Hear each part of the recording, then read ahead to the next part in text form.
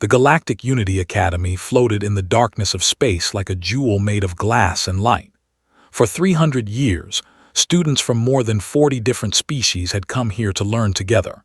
They came from worlds of ice and worlds of fire. They came from planets where the sky was purple and planets where 3 suns rose every morning.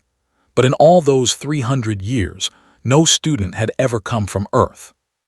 Until today. Stepped off the transport shuttle and felt every eye in the docking bay turn toward her. She was 18 years old, not very tall, with black hair pulled back in a simple ponytail. She wore the standard gray uniform that all new students received. She looked ordinary. She looked harmless. But the other species in the docking bay moved away from her like she was carrying a disease. A group of students pressed themselves against the far wall. They were tall and thin, with scales that changed color based on their emotions. Right now, their scales were pale blue, the color of fear. Their membrane wings, which folded against their backs like capes, pulled tight against their bodies. Near the exit, 3 students stopped walking to stare at her. They were massive creatures, each one weighing at least 800 pounds. Their bodies were covered in natural armor that could stop a blade.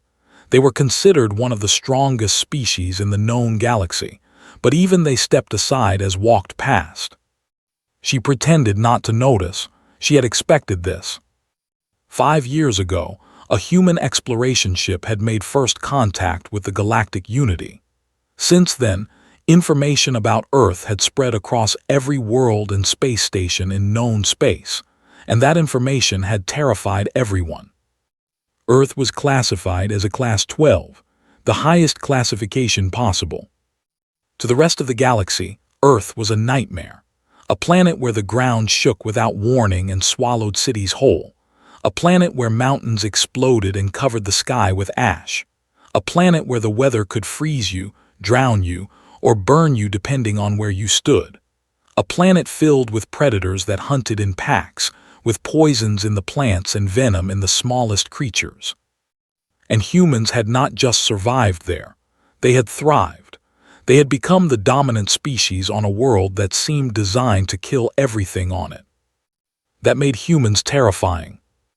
Found her way to the administrative office, where a worker processed her enrollment.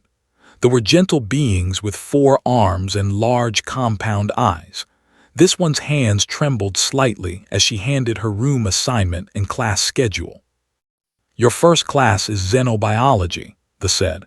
"Room 47B instructor will be expecting you." "Thank you," said, and she meant it. They flinched anyway. The hallways of the academy were made of a material that looked like crystal but felt warm to the touch. Light seemed to flow through the walls themselves, creating a soft glow that had no visible source. It was beautiful. It was nothing like the concrete bunkers had grown up in back on Earth. She found room 47B and stood outside the door for a moment, preparing herself. Then she walked in. The classroom fell silent.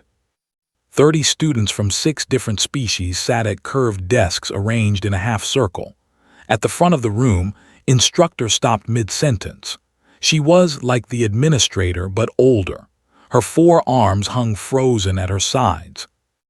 "Ah," said after a long pause, "you must be our exchange student, class this is, from the Sol system." Bowed politely, the way her mother had taught her. "I hope we can learn from each other." Nobody responded, nobody moved, the silence stretched on. "Take a seat," finally said. "There's an empty desk in the back." Walked down the aisle between the desks. Students leaned away as she passed. One student, a species that communicated partly through bioluminescent patches on their skin, had patches that were flashing rapidly. Had studied enough about other species to know this meant extreme anxiety. She sat down in the empty desk and placed her hands flat on the surface. She kept her movements slow and predictable. She had learned that sudden movement scared people. From the back row, she had a good view of the entire classroom. She noticed a student 3 rows ahead who kept glancing back at her. He was with scales that shifted between colors like oil on water. Amber, red, purple. He was looking at her the way a scientist might look at a specimen. There was no fear in his eyes, only contempt. She also noticed another student near the window. He looked almost human, but not quite. His skin had a faint glow to it, and small bioluminescent spots ran along his jawline. A hybrid realized, part human, part. He was watching her too, but his expression was different, curious, maybe even sympathetic. The class continued, though instructor's voice was less steady than before. They were studying the biological adaptations of species from high-gravity worlds, listened carefully and took notes. She had always been a good student. Back on Earth, education was considered essential. Knowledge meant survival. When the class ended, students filed out quickly. Nobody spoke to. Nobody looked at her directly. She gathered her things slowly, giving everyone time to leave before her. With the shifting scales lingered near the door, surrounded by a small group of friends. 2 more, 3, and the bioluminescent hybrid who had been watching her. But the hybrid kept his distance from the group, and noticed that they seemed to be talking at him rather than with him. "Did you see how it sat there?" they said, loud enough for to hear. "Like it belongs here, like it's one of us." His scales had settled on amber, the color of mockery. The hybrid said quietly, "Maybe we should just what? Be nice to the..." Laughed. It was not a kind sound. "Your human blood is showing again, try to control it." Bioluminescent spots flickered once, then went dim. He said nothing more. Walked past them without a word. She kept her eyes forward. She kept her breathing steady. She had dealt with worse than words back on Earth. Much worse. But as she walked down the crystal hallway toward her dormitory, she allowed herself one small moment of sadness. She had hoped, foolishly perhaps, that things might be different here. That beings from other worlds might see past what her planet had made her and see her for who she actually was. She should have known better. On Earth, hope was a luxury, and had learned long ago that she could not afford luxuries. She found her dormitory room, a small space with a bed, a desk, and a window that looked out at the stars. She sat on the bed and looked at those distant lights for a long time. Tomorrow would be another day, another chance to prove that humans were more than their reputation. But tonight, in the silence of her small room, allowed herself to feel alone. The message arrived on her personal terminal during the last class of the day. She was sitting in advanced mathematics, copying equations from the display board, when her terminal vibrated softly against her wrist. She glanced down at the screen. The message read, "Come to Storage Bay 7C after final session. Alone. We need to discuss your continued enrollment. Do not be late." There was no signature, but the message had been routed through official administrative channels. It looked legitimate. It looked real. Knew it was not. She had grown up in the Korean highlands, in a settlement built into the side of a mountain. That settlement had survived 3 extinction-level events during her childhood. The first was a series of earthquakes that had collapsed half the buildings and killed 200 people. The second was the ash winter that followed the Yellowstone Cascade, when the sky turned gray for 18 months and nothing would grow. The third was the sickness that came after, when contaminated water spread disease through every community that had survived the darkness. Through all of it, mother had taught her one essential skill: how to recognize danger. This message was danger. Every part of it screamed trap. Storage Bay 7C was in the lowest level of the Academy station, in a section that was rarely used. There would be no witnesses there, no help if something went wrong. Should ignore the message. She should report it to the administration and let them investigate. That would be the safe thing to do, the sensible thing. But was tired of being safe. She was tired of being sensible. She was tired of enduring abuse day after day while everyone looked the other way. And there was something else. Something that humans carried in their blood from 100,000 years of survival on a world that never stopped trying to kill them. Curiosity. Wanted to know what would happen. She wanted to see how far they would go. She wanted to look into the eyes of the people who hated her and understand why. So she went. The final class ended at the 16th hour, station time.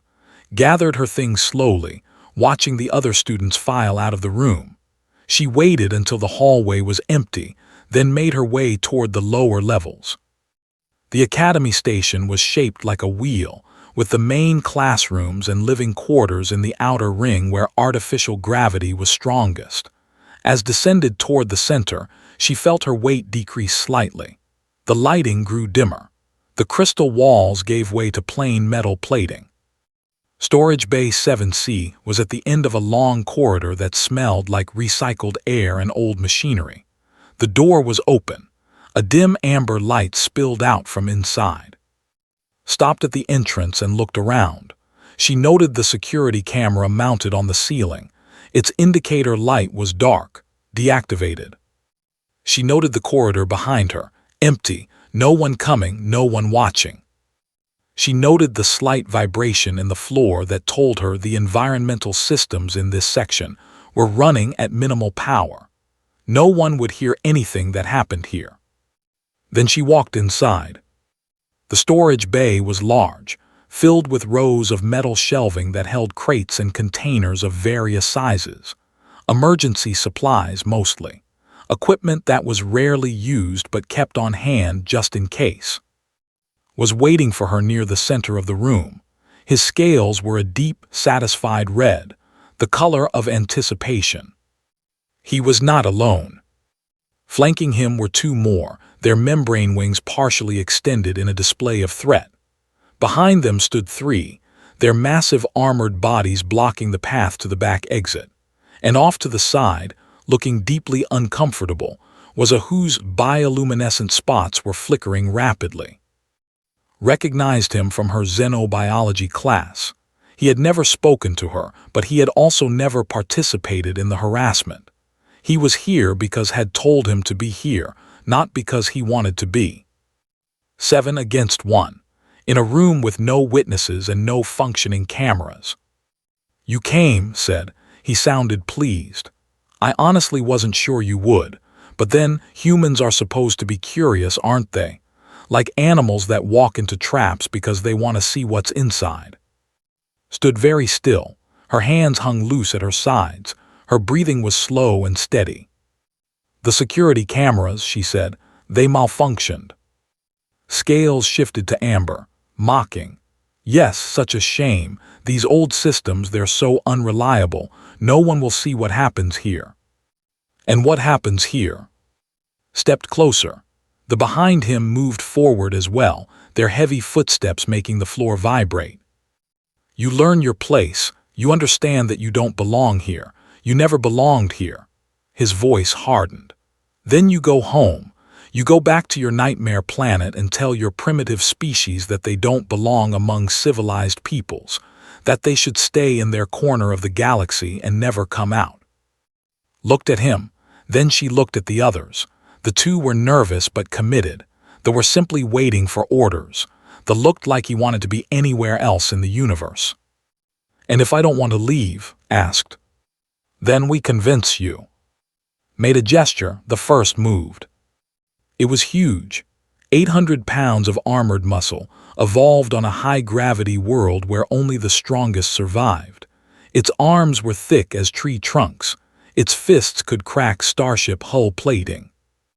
On any other world, against any other species, what happened next would have been over in seconds. The swung. Its massive fist cut through the air with enough force to shatter bone, crush organs, end a life in a single blow. But when the fist reached the place where had been standing, she was no longer there. She had moved.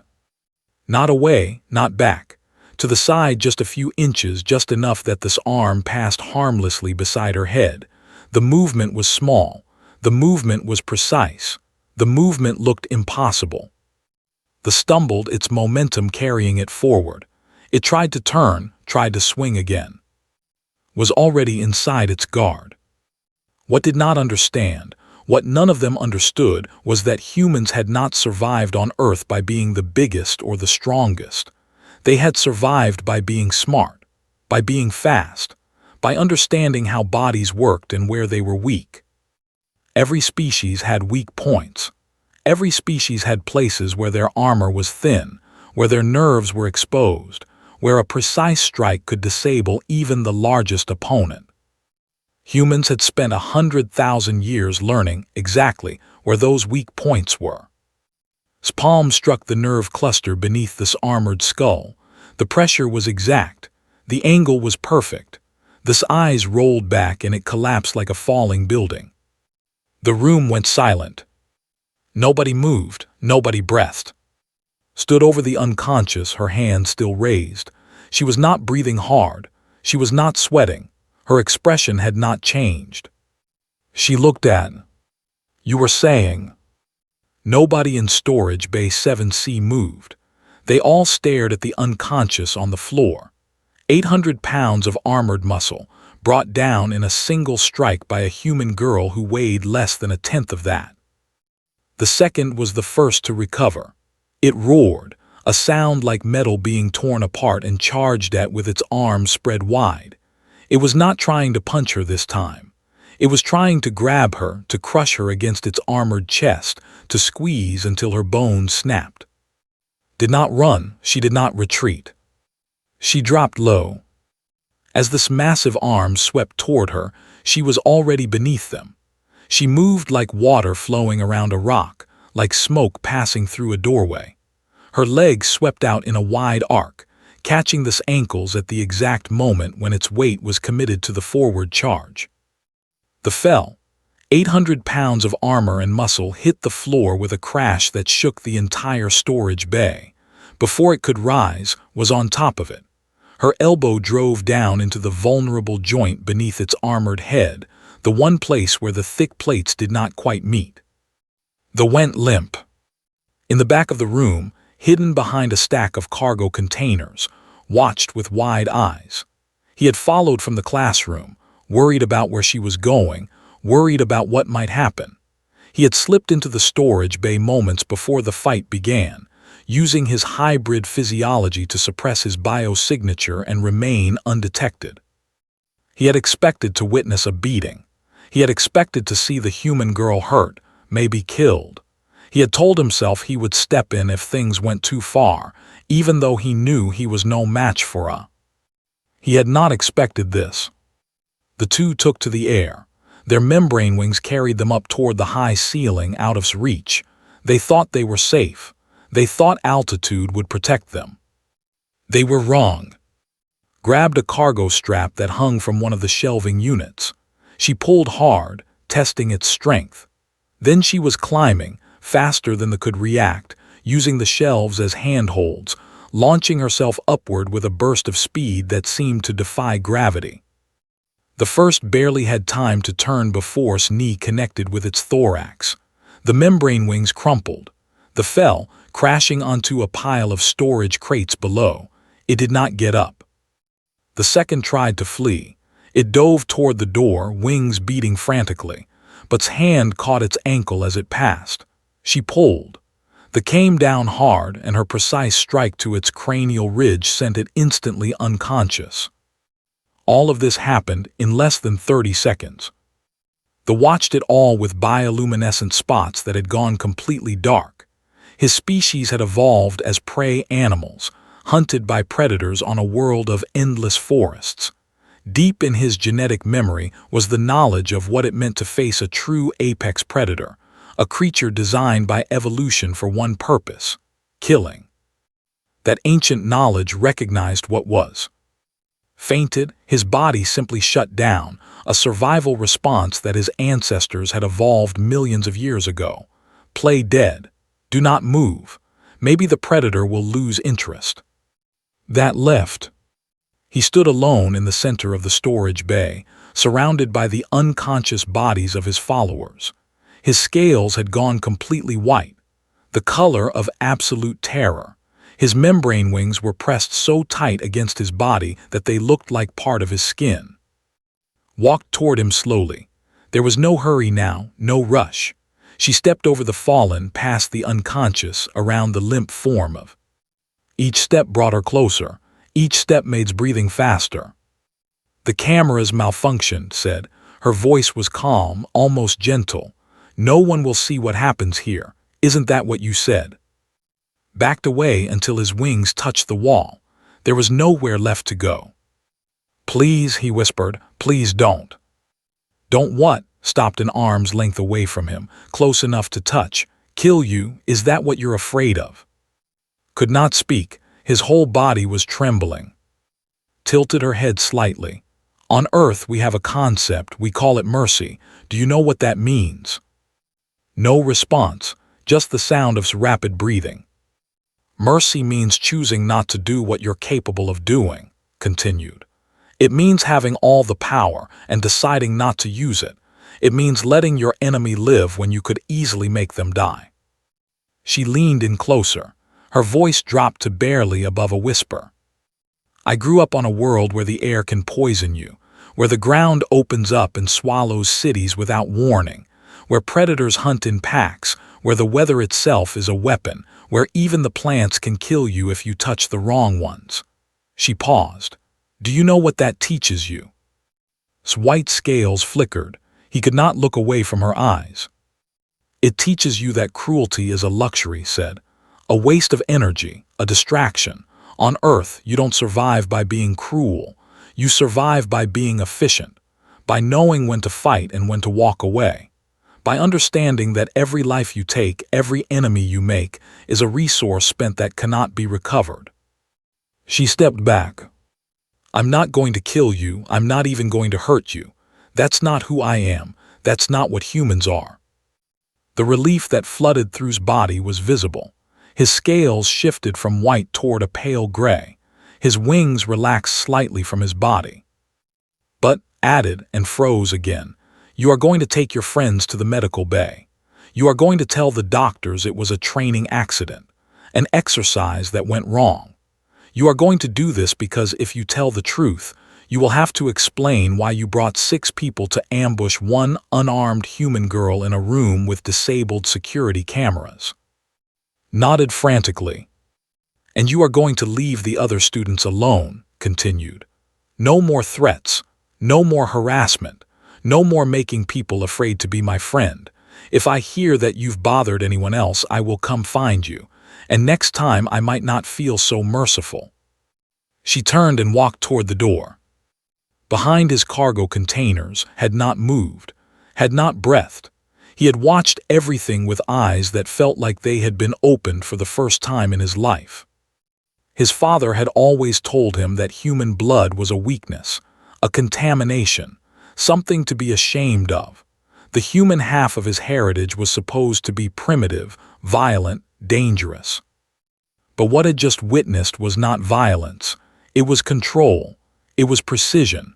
It was the perfect understanding of when to act and when to stop. It was mercy. And in that moment, hiding in the shadows of Storage Bay 7C, realized that his father had been wrong about everything. Paused at the door. Without turning around, she said, "I know you're there, you can come out now." His bioluminescent spots flickered with surprise. He stepped out from behind the cargo containers, his legs unsteady. "How did you know?" he asked. Looked back at him. For the first time, she smiled. "Humans are very good at knowing when we're being watched. It's a survival instinct." She nodded toward the exit. "Walk with me." Looked at, still frozen against the wall.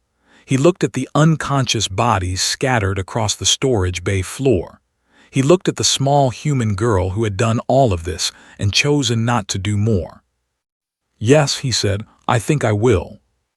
They left Storage Bay 7C together, leaving alone with his fallen friends and the ruins of his pride. The security cameras remained dark and silent, holding their secrets. Some lessons, after all, were better learned in private. The official report called it a training accident. 7 students had been injured during an unsupervised physical exercise in Storage Bay 7C. The security cameras had been malfunctioning, so there was no footage of what happened. The students involved all confirmed that it was nobody's fault, just an exercise that went wrong. Nobody believed the report, but nobody could prove otherwise. From Galactic Unity Academy 3 days later, his family released a statement saying he needed to return home for important family obligations. His scales, according to those who saw him leave, never shifted from gray during his final hours at the academy, the color of shame. His circle of followers dissolved overnight. The 2 who had participated in the ambush transferred to different stations. The 3 stopped attending classes and were eventually sent home for academic failure. The remained at the academy but never spoke to anyone about what had happened. When asked, his bioluminescent spots would go dark, and he would walk away without answering. The story spread anyway. Stories like that always do. At first, it was just whispers. A group of students had tried to hurt the human girl. The human girl had defended herself. 7 against 1, and she had won without killing anyone, without even seriously injuring anyone. Then the whispers became louder. Details emerged, passed from student to student, growing more impressive with each telling. She moved like water. She moved like smoke. She knew exactly where to strike. She could have killed them all but chose not to. Within a week, the whole academy knew some version of what had happened. And something began to change. Students who had been bullied for years suddenly found their tormentors avoiding them. The unspoken rule at the academy had always been that the powerful could do what they wanted to the weak. Now there was a new unspoken rule. Anyone could be dangerous. Anyone could be more than they appeared. Even a small human girl from a nightmare planet. Found in the comparative linguistics classroom before the instructor arrived. She sat down in the empty seat next to the human girl, her 4 arms folded in a gesture of determination. "I heard what happened," said quietly.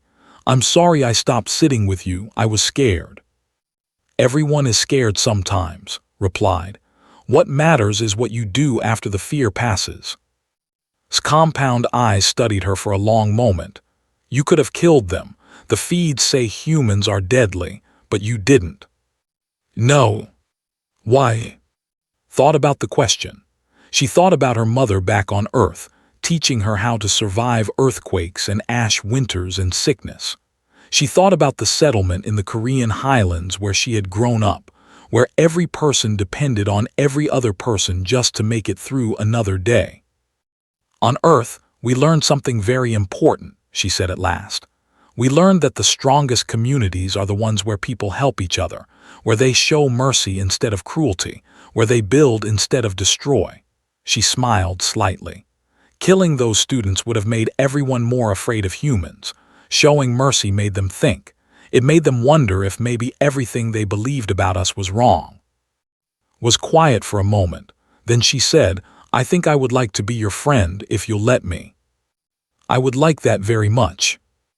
After class that day, was waiting for outside the door. His bioluminescent spots flickered with nervous energy, but his eyes were determined. "I wanted to thank you," he said, "for letting me walk with you that night and for not, I don't know, judging me for being too scared to help before." "Everyone is scared sometimes," repeated. It seemed to be a useful thing to say. Fell into step beside her as she walked toward the dining hall. "My father always told me my human blood was a defect, something to be ashamed of. I spent my whole life trying to be more, trying to hide that part of myself. And now," he touched the bioluminescent spots along his jawline. "Now, I think maybe my human blood is the best part of me, the part that watched what you did and understood it, the part that knows there's something more important than being afraid all the time." In the dining hall, prepared her usual meal of rice and vegetables, but today she did not eat alone. Sat across from her and sat beside her. Other students watched from nearby tables, curious but no longer frightened. Lifted her container of pickled vegetables, the ones her mother had sent from Earth. She had been saving them, eating only a little bit each day to make them last. But some things were more important than saving.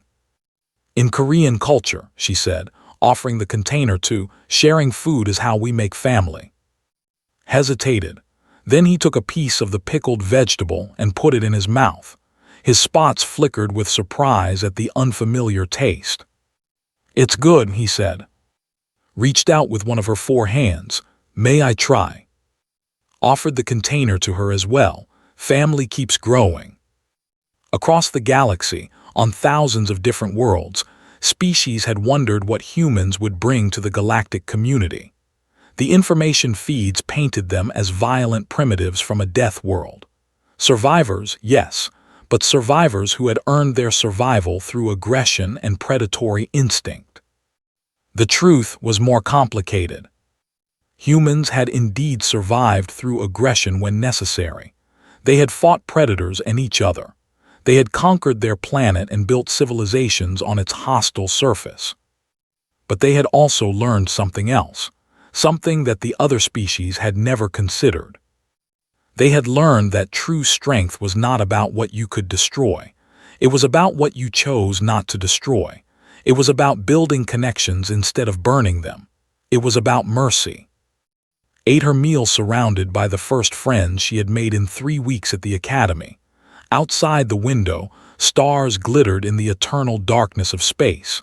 Somewhere out there was Earth, still spinning, still trying to kill everything that lived on it. But its people had survived, not just survived, they had thrived, and they had learned lessons that the galaxy needed to hear. The security cameras in Storage Bay 7C were eventually repaired, but what they had failed to record became the most important lesson Galactic Unity Academy ever taught. Never corner not because of what they would do to you, but because of what they would choose not to do, and make you live with the shame of it forever. Years later, when historians wrote about humanity's integration into galactic society, they would point to many important moments. The first contact, the trade agreements, the technological exchanges, but those who truly understood would tell a different story. They would tell the story of a small human girl from a nightmare planet who walked into a trap and walked out again having harmed no one. They would tell of mercy given where mercy was not expected. They would tell of enemies who became afraid not of human violence, but of human restraint. And they would say that in that moment, in a storage bay with malfunctioning cameras, humanity showed the galaxy what it truly meant to be strong. The galaxy had expected monsters. What they got instead was something far more dangerous. They got teachers. And the lesson they taught would echo through the stars for generations to come. In the end, the greatest weapon humans brought to the galactic community was not their bodies, hardened by survival on a death world. It was not their minds, sharpened by constant adaptation to impossible conditions. It was their hearts. Hearts that knew when to fight and when to stop fighting. Hearts that chose mercy. And that, more than anything else, was what made them human.